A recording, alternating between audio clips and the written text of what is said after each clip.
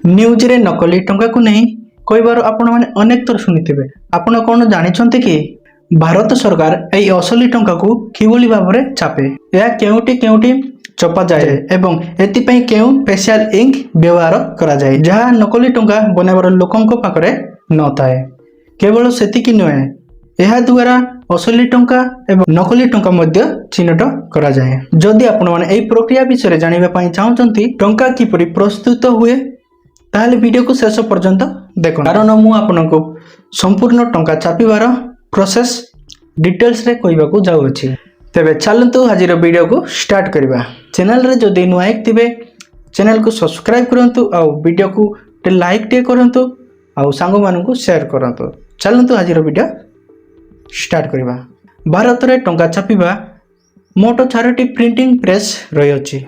नासिक, मैसूर, देवास और पश्चिम बंगर सालबनी रे अवस्थित, जेउटी टंका छपा जाए। एटारे देवास रो बैंक नोट प्रेस आउ नासिक रो करेंसी नोट प्रेस वित्त मंत्रालय अधीन रे थिबा security printing minting corporation of India टंका बनाइबा पई एक विशेष प्रकार रो इंक व्यवहार करा जाए, जे स्विट्जरलैंड रो एक कंपनी तैयारी करे। एई कंपनी भारत सहित अन्य देश को मध्य इंक जोगाई थाए। टंका तैयारी पई केउ कागज व्यवहार करा जाए ताहा एक मिल भारत रे अमसिंगाबाद रे अवस्थित, केउटी स्टाम्प एवं टंका पई कागज तैयारी करा जाए। एले भारत रो प्रधानमंत्री देशी इंक और कागज तैयारी करिबाकू कहउतिले।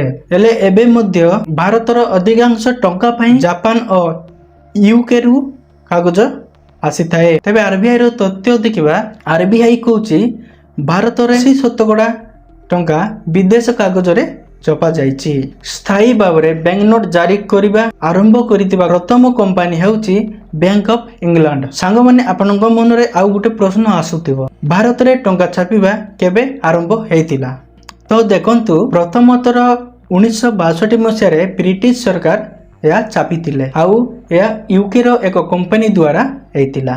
तापरे बहु वर्ष परे 1920 मसिया रे ब्रिटिश सरकार भारत रे टंका छापिबा पई निष्पत्ति नेले।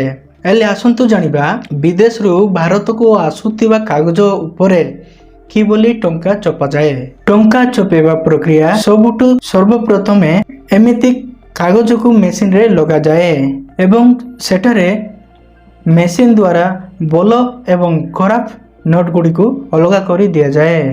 तापरे फाली आसे टंका उपरे नंबरिंग करिवार। केउ प्रक्रिया रे टंका उपरे नंबरिंग करा जाए। जते बेले एई सब प्रक्रिया शेष हो जाए, ये टंका को नहीं जांच करा जाए भलो भावरे प्रिंट हेइछि कि नहीं। एबे आपनक मन रे गुटे प्रश्न आसुथिबो जे खराब हेइ जाइतिबा टंका को कुआडे निया जाए बा कोन करा जाए। देखंतु एई खराब हेइ जाइतिबा टंका गुडी को बैंक रे जमा करा जाए, जेउटारु बैंक द्वारा एई टंका गुडी को मुख्यालय को पटा जाए एवं सेटारे खराब हेइतिबा नोट गुडी को आउ तरे जांच करा जाए एवं सेमानक स्थान रे आउ नुआ नोट छपा जाए। एबे जेतेबेले टंका विषय एते कथा हेउचे, आपनक मन रे गुटे प्रश्न आसुथिबो जे गुटे टंका छापिबा पई केते खर्च हुए।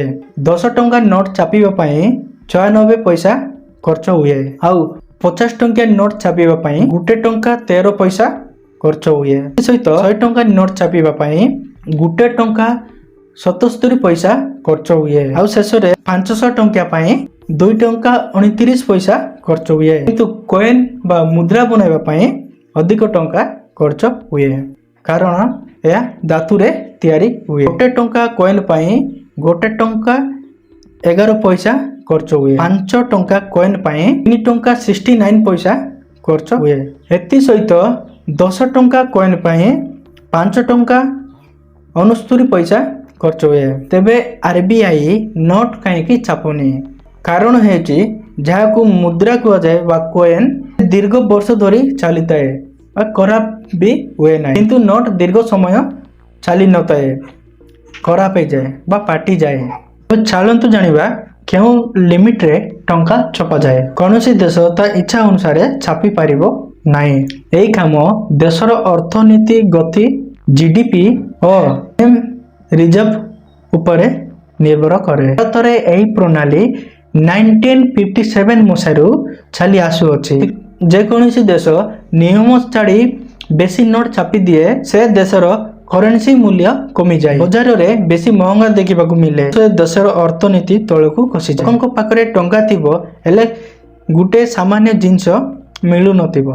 ଏଥିସହିତ ଚାଲନ୍ତୁ ଦେଖିବା ଲୋକଙ୍କ ପାଖକୁ ବା ଆମ ପାଖକୁ ନୋଟ ପଇସା କିପରି ଆସିଥାଏ। ନୋଟ ଛାପିବା ପରେ RBIଙ୍କ ବିଭିନ୍ନ ଶାଖାକୁ ପଠାଯାଏ, ବିଭିନ୍ନ ବ୍ୟାଙ୍କକୁ ସର୍କୁଲେଟ୍ କରାଯାଏ, ଏହାପରେ ଆମ ସାଧାରଣ ଲୋକଙ୍କ ପାଖକୁ ଆସିଥାଏ। ଚାଲନ୍ତୁ ଗାଇସ୍ ଆଜିର ଭିଡ଼ିଓକୁ ଏଇଠି ସମାପ୍ତ କରିବା। ତ ଭିଡ଼ିଓ ଯଦି ଭଲ ଲାଗିଲେ ଭିଡ଼ିଓକୁ like comment share and subscribe କରନ୍ତୁ। ଆଉ ଏମିତି ନୂଆ ନୂଆ ଭିଡ଼ିଓ ଆସୁଥିବ ତ ଚ୍ୟାନେଲକୁ ସବସ୍କ୍ରାଇବ୍ କରିକି ରଖନ୍ତୁ। ତ ଚାଲନ୍ତୁ ଦେଖାଇବା ଆଉ ଏକ ନୂଆ ଭିଡ଼ିଓରେ। ଆଜି ପାଇଁ ଏତିକି। ଜୟ ହିନ୍ଦ, ଜୟ ଜଗନ୍ନାଥ।